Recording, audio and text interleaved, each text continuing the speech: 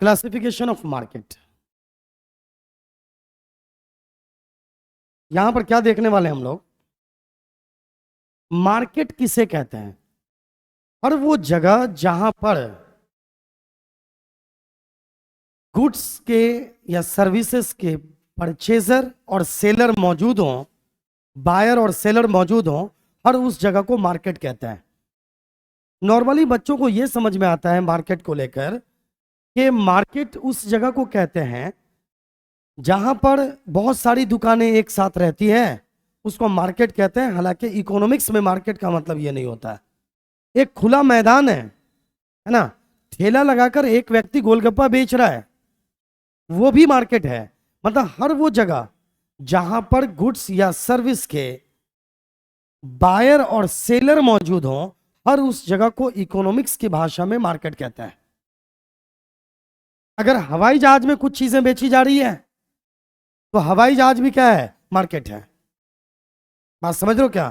तो हर वो स्थान जहां पर चीजें खरीदी जाती है और बेची जाती है वो क्या है? मार्केट है। डन।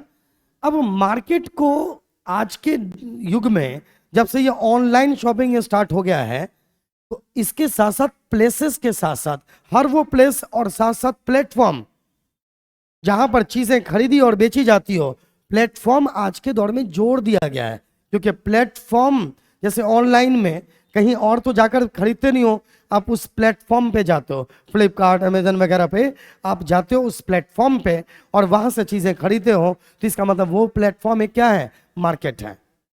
डन। अब कंपटीशन के पॉइंट ऑफ व्यू से मार्केट को किस तरह से क्लासिफाइड किया गया है ये चेक करता है। क्लासिफिकेशन ऑफ मार्केट में या तो होता है परफेक्ट कंपटीशन या फिर होता है इम्परफेक्ट कंपटीशन। कंपटीशन को दो भाग में बांटता है, एक परफेक्ट कंपटीशन, दूसरा इम्परफेक्ट कंपटीशन। फिर से समझिए, कंपटीशन को कितने भागों में बांटना है? दो भाग में। कौन कौन? एक परफेक्ट कंपटीशन और दूसरा इम्परफेक्ट कंपटीशन। परफेक्ट कंपटीशन किसे कहते हैं इसे समझ जाएंगे तो फिर आगे इम्परफेक्ट कंपटीशन का मतलब हुआ जो परफेक्ट कंपटीशन ना हो। अब इम्परफेक्ट कंपटीशन में कितनी चीजें आती है? तीन। Monopolistic competition, monopoly and oligopoly. समझ रहे हो? तो कौन कौन सा आया? Monopolistic, monopoly and oligopoly. अब ओलिगोपोली, मोनोपोली और मोनोपोलिस्टिक किसका पार्ट है? इम्परफेक्ट कंपटीशन का पार्ट है। तो चलिए आइए देखते हैं मार्केट के परफेक्ट कंपटीशन का मतलब क्या होता है।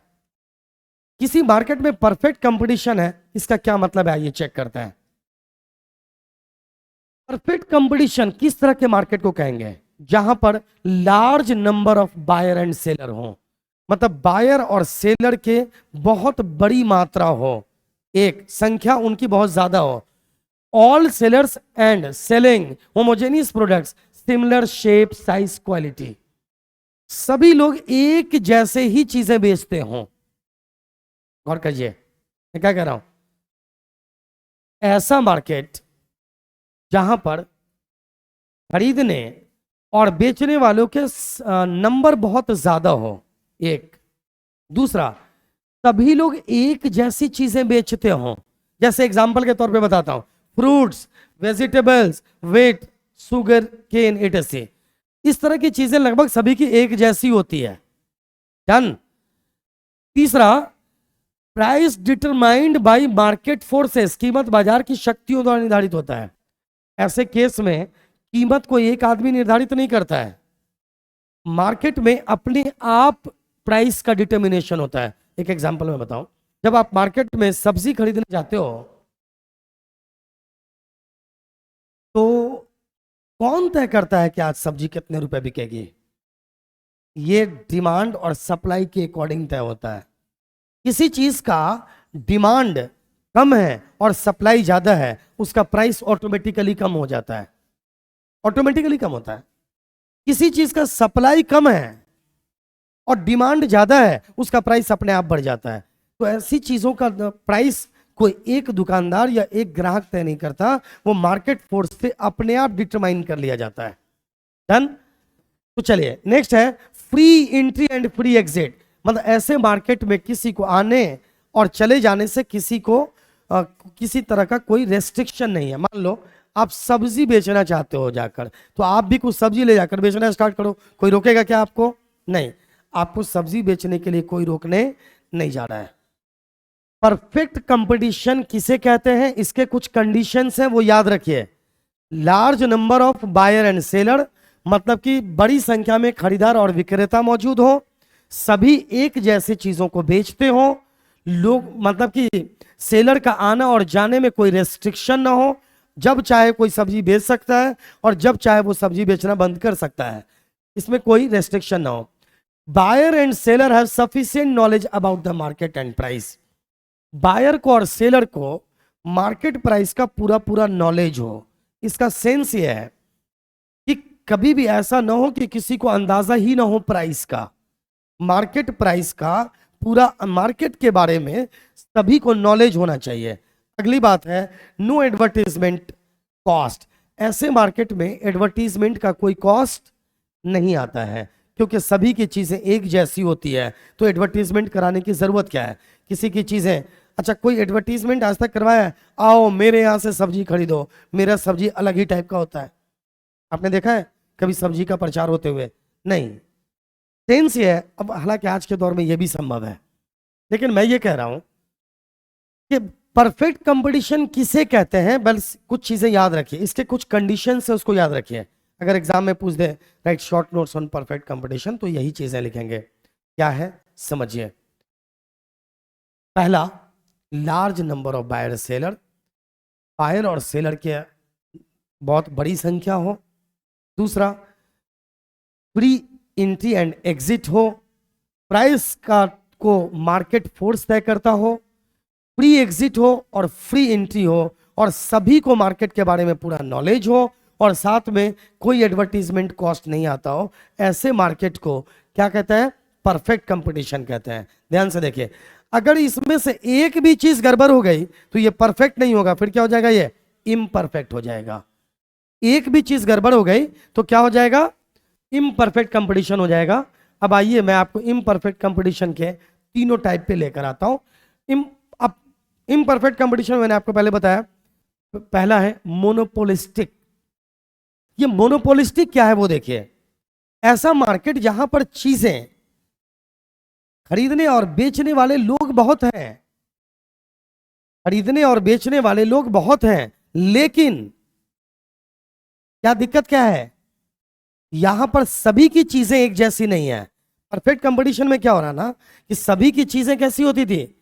एक जैसी होती थी, लेकिन यहां पर सभी की चीजें एक जैसी हो ये जरूरी नहीं होता, चीजें बदल सकती है। जैसे टूथपेस्ट, शैम्पू, मोबाइल, लैपटॉप, अगर ये लेने जाओगे ना तो जितने आप तुम कहोगे टूथपेस्ट देने के लिए, तो किसी कोई कहेगा कि हमारे टूथपेस्ट में नमक है, कोई कहेगा कि इतनी जड़ी बूटियों से हमने बनाया है, किसी का लाल कलर का टूथपेस्ट होगा, किसी का ग्रीन होगा, किसी का ब्लू होगा, है ना?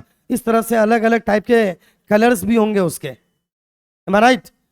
तो सभी के प्रोडक्ट बहुत बड़ी संख्या में तो है, लेकिन प्रोडक्ट क्या टाइप अलग अलग है, और इसी टाइप के अलग होने की वजह से यहां पर एडवर्टीजमेंट बहुत बड़े पैमाने पे होता है। हर किसी के में होर लगा हुआ है कि भाई हम मेरी चीजें खरीदो क्योंकि मेरा प्रोडक्ट ज्यादा अच्छा है, हर कोई इसी चक्कर में पड़ा हुआ है। यहां भी free entry and free exit है, इस मार्केट में भी आने और जाने से कोई किसी को रोकता नहीं है। यहां भी मार्केट फोर्स ही प्राइस तय करता है, एंड सभी की चीजें एक जैसी नहीं होती है। तो गौर कीजिए यहां पे डिफरेंट क्या क्या चीजें आ गई। देखो, आपने जो परफेक्ट कंपटीशन में देखा था वहां और यहां में अंतर क्या है वो देखो। ये सेम है, large number of buyer and seller same है, ये भी सेम है और ये भी सेम है, ये तीनों क्या है? सेम है, लेकिन अंतर क्या कहां है? आइए हम इसको अलग कलर से आपको दिखा देते हैं।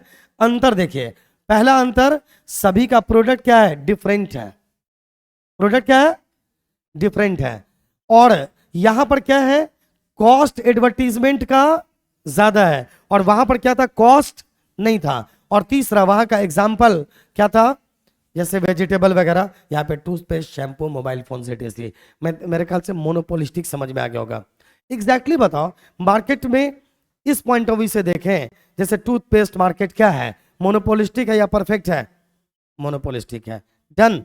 अब आगे की चीजें और आसान है, आप इजीली समझ सकते हैं, बस खत्म होने को है, ये देख लीजिएगा। अगला टॉपिक चेक कर लीजिए, मोनोपोली किसे कहता है? मोनोपोली अक्सर तुम सुनते हो किसी को कहते हो कि तुम्हारी मोनोपोली है क्या? जहां पर सिंगल सेलर होता है वहां पे मोनोपोली होता है, और मोनोपोली किसी भी इकोनॉमी के लिए अच्छा नहीं होता है। अगर मान लीजिए पूरे दुनिया में एक ही आदमी मोबाइल बेचे, या चलो एक देश में मोबाइल का एक ही विक्रेता हो, तो क्या होगा?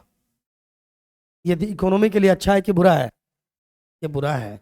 क्यों? क्योंकि वो जो चाहे, जितनी मर्जी चाहे अपना प्राइस तय करेगा, ठीक है ना?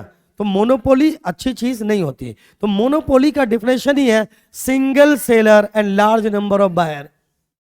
सेलर एक ही होगा, single seller, that is monopoly. मतलब कि एक ही दुकानदार अगर हो तो ऐसी स्थिति को मोनोपोली कहता है, लेकिन खरीदने वाले बहुत ज्यादा होते हैं। अब यहां पर प्राइस कौन तय करेगा? सेलर। क्यों? क्योंकि वो अकेले ही बेच रहा है ना, वो जो चाहेगा वही प्राइस तय कर देगा। उसके बाद free entry and free exit, no free entry and no free exit. इसका मतलब क्या हुआ? यहां पर टोटली उल्टा है। मोनोपोली का मतलब होता है कि कोई आदमी अकेले चीजें बेच रहा है तो वो आसानी से आना जाना नहीं कर सकता।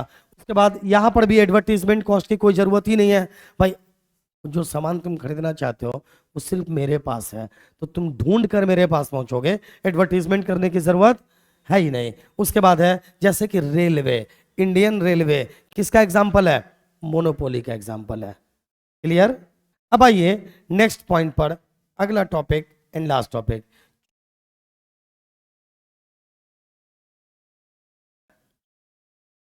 यानी ओलिगोपोली यहां पर क्या है? यहां पर एक ओलिगोपोली का सेंस समझ लीजिए।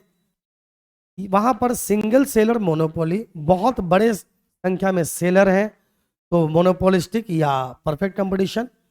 लेकिन यहां पर क्या है? ओलिगोपोली को देख लो, जैसे कि telecommunication companies, airlines, oil and gas producers, ऐसे मार्केट को ओलिगोपोली कहते हैं। जैसे देखो टेलीकम्युनिकेशन कंपनी कितनी है अभी इंडिया में? 4 ही टेलीकम्युनिकेशन कंपनीज काम कर रही है। एक तो BSNL, Jio, Airtel and VI, है ना? क्या लगता है बहुत है क्या? ना, लिमिटेड है ये, बहुत बड़ी संख्या में नहीं है। तुम अगर शैम्पू खरीदने जाओगे तो इंडिया में 500 अलग अलग ब्रांड का शैम्पू मिल जाएगा, अनलिमिटेड। डेली दुकान में जाओगे तो एक अलग ही कंपनी का शैम्पू दिखेगा, एक अलग ही कंपनी का साबुन दिखेगा, यस या नो? लेकिन अलग ही कंपनी का डेली तुम्हें टेलीकम्युनिकेशन कंपनी नहीं दिखेगा। सिर्फ 4 है अभी।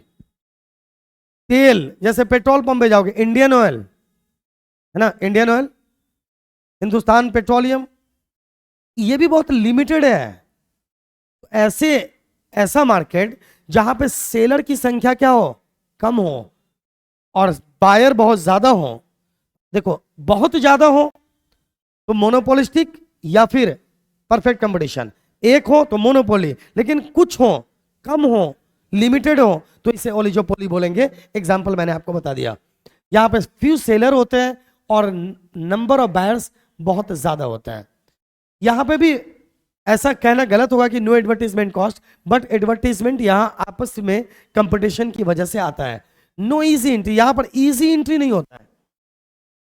इजी एंट्री यहां पर कोई भी तुम चाहो कि आज ही हम अपना टेलीकम्युनिकेशन कंपनी बनाकर सीधे काम स्टार्ट कर दें, नहीं कर पाओगे।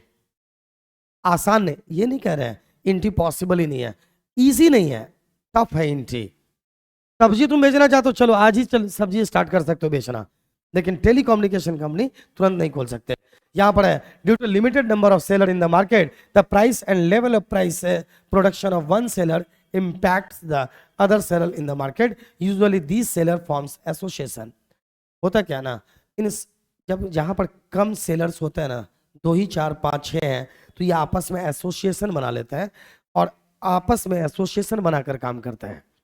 तुम देखोगे कि लगभग सभी कंपनी का इस तरह की चीजों में प्राइस लगभग एक जैसा होता है। लगभग जैसे एयरटेल का दूसरे की अपेक्षा 50 रुपए पर मंथ ज्यादा है, लेकिन बाकी का लगभग एक ट्रैक पर है ना, मंथली है या नहीं है? तो ये सभी क्या करते हैं, आपस में एसोसिएशन बना लेते हैं। फाइनली अगर इस वीडियो को बार बार आप जाके चेक करोगे तो मुझे यकीन है कि चीज़ें आपको समझ में आ गया होगा। आज के लिए इतना काफ़ी है। Best of luck.